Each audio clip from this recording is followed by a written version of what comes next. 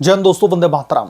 पश्चिम बंगाल की मुख्यमंत्री ममता बनर्जी एक बार फिर से अपनी तानाशाही और केंद्र की जांच एजेंसियों से टकराव की पुरानी आदत पर सुप्रीम कोर्ट की कड़ी फटकार का शिकार हो चुकी हैं। दरअसल इन्फोर्समेंट डायरेक्टोरेट की छापेमारी के दौरान खुद ममता बनर्जी ने मौके पर पहुंच करके हंगामा मचाने और जांच में बाधा डालने की उनकी घटिया और नीच हरकत पर अब संवैधानिक अदालत में दरअसल ममता बनर्जी को बुरी तरीके से लताड़ा गया है। सुप्रीम कोर्ट की बेंच ने ममता बनर्जी की इस हरकत को असामान्य और अच्छी स्थिति नहीं करार देते हुए साफ कहा कि मुख्यमंत्री ममता बनर्जी ने जो किया वो पूरी तरीके से गलत था। ईडी की याचिका पर सुनवाई के दौरान ममता बनर्जी के वकीलों की बहस को कोर्ट ने एक झटके में खारिज कर दिया और उनकी औकात याद दिला दी कि कोई भी हो, चाहे वो खुद मुख्यमंत्री क्यों ना बनी रहे, लेकिन कानून से ऊपर कोई भी नहीं है। दोस्तों, ये सुनवाई ममता बनर्जी की राजनीतिक घबराहट और सत्ता के दुरुपयोग की नई मिसाल बन चुकी है। दरअसल जनवरी 2026 में ही इन्फोर्समेंट डायरेक्टोरेट की स्पेशल टीम ने कोलकाता में आईपैक यानी कि इंडियन पॉलिटिकल एक्शन कमेटी के दफ्तर और उसके डायरेक्टर प्रतीक जैन के घर पर छापेमारी की थी। आईपैक तृणमूल कांग्रेस यानी कि टीएमसी की चुनावी रणनीति बनाने वाली फर्म है और यह छापेमारी दोस्तों 2742 करोड़ रुपए के कोयला तस्करी घोटाला और हवाला कारोबार से जुड़े बड़े घोटाले की जांच का हिस्सा थी।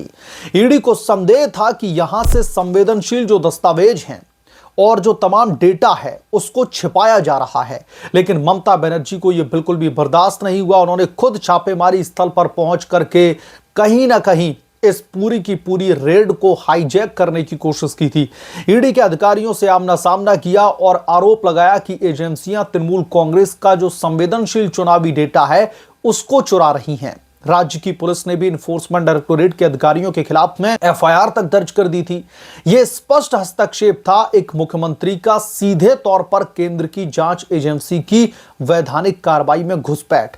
ईडी ने दोस्तों इसे ऑब्स्ट्रक्शन ऑफ जस्टिस बताया और सुप्रीम कोर्ट में इस बाबत याचिका दायर की, जिसमें ममता बनर्जी और उनके जो तमाम पुलिस के अधिकारी हैं जो ममता बनर्जी के साथ में उस रेड साइट पर पहुंचे थे, जिन्होंने मामला दर्ज किया, ईडी के अधिकारियों को कहीं ना कहीं डराया गया, धमकाया गया, उनके खिलाफ में सीबीआई जांच की मांग की गई।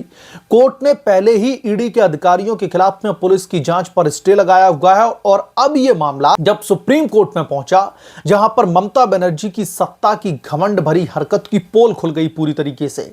दरअसल जस्टिस प्रशांत कुमार मिश्रा जो हैं और जस्टिस एनवी अंजरिया, बाद में जस्टिस केवी विश्वनाथन का भी इसमें जिक्र किया गया है, वो भी इसमें शामिल हो गए थे। उनकी बेंच ने ईडी की याचिका पर सुनवाई की और पश्चिम बंगाल की सरकार की ओर से जो वरिष्ठ वकील जो पेश हुए हैं श्याम दीवान और ममता बनर्जी के पक्ष में कपिल सिब्बल ने जो बहस की सुप्रीम कोर्ट में, लेकिन कपिल सिब्बल को सुप्रीम कोर्ट ने बार बार उनकी बहस के दौरान टोका और उन्हें लताड़ भी लगाई। उन्होंने याचिका की कि जो मेंटेनेबिलिटी है उस पर सवाल खड़े किए गए। कहा गया कि ईडी कोई व्यक्ति नहीं है, इसलिए अनुच्छेद 32 के तहत याचिका नहीं दायर की जा सकती। संघीय ढांचा और संविधान पीठ को भेजने की मांग की गई। सुनवाई टालने और समय मांगने की कोशिश की गई कपिल सिब्बल की तरफ से, लेकिन बेंच ने इन तमाम बहानों को बर्दाश्त बिल्कुल भी नहीं किया और जस्टिस मिश्रा ने साफ कहा सुनवाई के दौरान कि हम आप पर हुक्म नहीं चला सकते, हम हर चीज पर विचार करेंगे। राज्य सरकार की स्थिति को काफी कमजोर बताते हुए जज ने टिप्पणी की कि बिना किसी लिखित जवाब के बहस करनी पड़ रही है। सॉलिसिटर जनरल तुषार मेहता जो कि ईडी की ओर से पेश हुए थे कोर्ट में, उन्होंने देरी की चाल का विरोध किया और कहा कि हलफनामा 4 हफ्ते पहले ही दाखिल किया जा चुका है। तो फिर किस तरीके की जो है ये मांग कर रहे हैं समय की, ये कैसी गुहार है। सबसे बड़ी फटकार दोस्तों ममता बनर्जी के हस्तक्षेप पर लगी। बेंच ने कहा कि आपने जो भी किया वो पूरी तरीके से गलत था, जो भी हुआ वो कोई अच्छी स्थिति नहीं थी, ये पूरी तरीके से असामान्य और बर्दाश्त करने वाली स्थिति नहीं है। क्या ईडी को बस देखते रहना चाहिए जब मुख्यमंत्री बीच में घुस जाएं और बाधा उत्पन्न करें जांच में? क्या दूसरे मुख्यमंत्री भी इस तरीके की कोशिश करेंगे करने की? कानून को नई स्थितियों के मुताबिक विकसित होना चाहिए, वैक्यूम नहीं हो सकता। कोई भी रेमेडी नहीं तो फिर क्या होगा? जांच ने दोस्तों सीधे तौर पर इसमें बहुत सारे सवाल खड़े किए और जजों ने साफ इशारा किया कि यह घटना बड़े सवाल खड़े करती है। केंद्र की जांच एजेंसियों की स्वतंत्रता पर राज्य का अतिक्रमण दिखाई दे रहा है। ममता बनर्जी की हरकत को अनयूजुअल इंटरफेरेंस करार दिया गया और कोर्ट ने कहा कि अगर मुख्यमंत्री खुद जांच बाधित करे तो क्या एजेंसी रेमेडीज रह जाएगी? यह सुप्रीम कोर्ट का संदेश था। ममता बनर्जी की तरह कोई भी सत्ता का दुरुपयोग नहीं कर सकता। सुनवाई के दौरान वकीलों के बीच में हाई वोल्टेज बहस भी देखने के लिए मिली। ममता बनर्जी के पक्ष के वकील ने दरअसल फेडरलिज्म का राग अलापा, लेकिन कोर्ट ने एक झटके में उनकी औकात दिखा दी। अब जब कपिल सिब्बल साहब ममता बनर्जी को लेकर के पक्ष रख रहे थे तो यकीनन तौर पर वो अपने कानूनी दांव पे चलेंगे, लेकिन जजेस के सामने और सुप्रीम कोर्ट के सामने ये नहीं चल पाया। अब दोस्तों अगली सुनवाई इस बाबत 24 मार्च को तय की गई है, लेकिन ममता बनर्जी की छवि पर यह फटकार हमेशा के लिए लग चुकी है। सुप्रीम कोर्ट ने ममता बनर्जी को इसलिए भी लताड़ा क्योंकि उनकी हरकत न सिर्फ कानून की अवहेलना थी बल्कि लोकतंत्र और संघीय ढांचे दोनों के लिए बड़ा खतरा भी था। एक मुख्यमंत्री का सीधे तौर पर इन्फोर्समेंट डायरेक्टोरेट जैसी केंद्रीय एजेंसी के अधिकारियों से भिड़ना, उन्हें धमकाना और जांच में सीधे तौर पर बाधा उत्पन्न करना, यह घटिया राजनीति का एक बहुत बड़ा उदाहरण है। यह घटिया राजनीति का चरम आ चुका है। ममता हमेशा से केंद्रीय एजेंसियों टीएमसी के खिलाफ में साजिश कर रही है, रोना रोती दिखती हैं, लेकिन जब उनके करीबी आईपैक पर छापा पड़ा तो असली चेहरा सामने आ गया। कोर्ट की टिप्पणियां बताती हैं कि ममता बनर्जी ने बड़े पैमाने पर गलत परंपरा शुरू की है। अगर हर मुख्यमंत्री अपनी मर्जी से जांच एजेंसियों को रोकने लगे तो देश में कानून का राज कैसे चलेगा?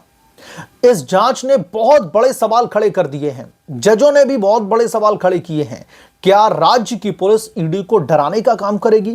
क्या संवेदनशील डेटा का बहाना बनाकर के घोटालेबाजों को बचाया जाएगा?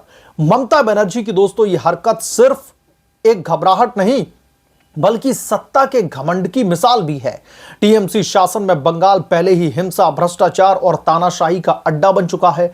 अब सुप्रीम कोर्ट ने भी इसे स्वीकार कर लिया है और ममता बनर्जी की यह फटकार उनकी राजनीतिक करियर की सबसे बड़ी शर्मिंदगी है। उन्होंने हमेशा खुद को अजय समझा, लेकिन सुप्रीम कोर्ट ने एक झटके में उनकी सारी हेकड़ी निकाल करके रख दी है। वकीलों की सारी कोशिशें बेकार हो चुकी है। मेंटेनेबिलिटी का बहाना, संविधान पीठ की मांग, सुनवाई टालने की चाल कपिल सिब्बल की, सब कुछ सुप्रीम कोर्ट के पटल पर फेल हो गया। कोर्ट ने साफ कहा कि आप हमें डिटेक्ट नहीं कर सकते। यह घटना ममता बनर्जी की असली औकात बयां करती है। घोटालों में फंसी जांच से बचने के लिए हंगामा मचाने वाली नेता, आईपैक घोटाला हो या फिर कोयला तस्करी, ममता बनर्जी का परिवार और पार्टी लगातार केंद्र की एजेंसियों से टकराव में लगी रही हैं। लेकिन दोस्तों अब सुप्रीम कोर्ट की यह फटकार पूरे देश को संदेश दे रही है कि ममता बनर्जी की इस तरीके की घटिया राजनीति अब चलने वाली नहीं है और खास तौर पर इस देश की कानून व्यवस्था ममता बनर्जी की इन नीच हरकतों को टॉलरेट करने वाला नहीं है। कानून सबके लिए बराबर है, चाहे वो मुख्यमंत्री हो या फिर आम आदमी। संविधान तो यही कहता है। वो बात अलग है कि कई बार जस्टिस बहुत समय ले लेता है डिलीवर होने में। ममता बनर्जी की यह हरकत न सिर्फ जांच बाधित करने की साजिश थी बल्कि लोकतंत्र पर हमला भी था। सुप्रीम कोर्ट ने उन्हें बुरी तरीके से लताड़ करके याद दिलाया है कि सत्ता अस्थायी है, लेकिन कानून का जो राज है वो हमेशा अमर रहेगा। और सबसे बड़ी बात यह है कि ममता बनर्जी ने इन्फोर्समेंट डायरेक्टोरेट की इस रेड के दौरान जो हस्तक्षेप किया था और उसके बाद में पश्चिम बंगाल की जनता और देश की जनता को जो उन्होंने बेवकूफ बनाने की कोशिश की थी, क्योंकि खुद रेड में हस्तक्षेप डालने जाती हैं और उसके बाद में प्रेस कॉन्फ्रेंस करती हैं और वहां पर प्रधानमंत्री नरेंद्र मोदी और अमित शाह को सीधे टारगेट करती हैं और होम मिनिस्टर अमित शाह को कंट्रोल में रखने की बात करती हैं। पहले तो ममता बनर्जी, आप वेस्ट बंगाल की होम मिनिस्टर हैं, आप अपने आप को कंट्रोल में रखिए। एक सेंट्रल एजेंसी के काम में जाकर के सीधे तौर पर आप बाधा उत्पन्न करती हैं सिर्फ और सिर्फ उन घोटालेबाजों को बचाने के लिए जिनका कच्चा चिट्ठा वहां पर इन्फोर्समेंट डायरेक्टोरेट के हाथ में लगने वाला था। पॉलिटिकल वेंडेटा की पॉलिटिक्स के नाम पर जिस तरीके से तमाम घोटालेबाजों को बचाने की यह पूरी की पूरी पटकथा लिखी गई थी, जिस तरीके से मुख्यमंत्री ममता बनर्जी खुद भागी भागी पहुंचती हैं अचानक से आईपैक के दफ्तर में और वहां से उन तमाम जो सबूत है, जो तमाम दस्तावेज हैं, उनको लेकर के रफू चक्कर हो जाती है। तो सुप्रीम कोर्ट ने अब साफ तौर पर ममता बनर्जी को फटकार लगाई है और कपिल सिब्बल के सारे कानूनी दांवपेच को धराशाही कर दिया है। और कोर्ट ने साफ तौर पर कहा है कि जो भी ममता बनर्जी ने किया वो बिल्कुल भी बर्दाश्त करने के लायक नहीं है, इसे बिल्कुल भी टॉलरेट नहीं किया जा सकता।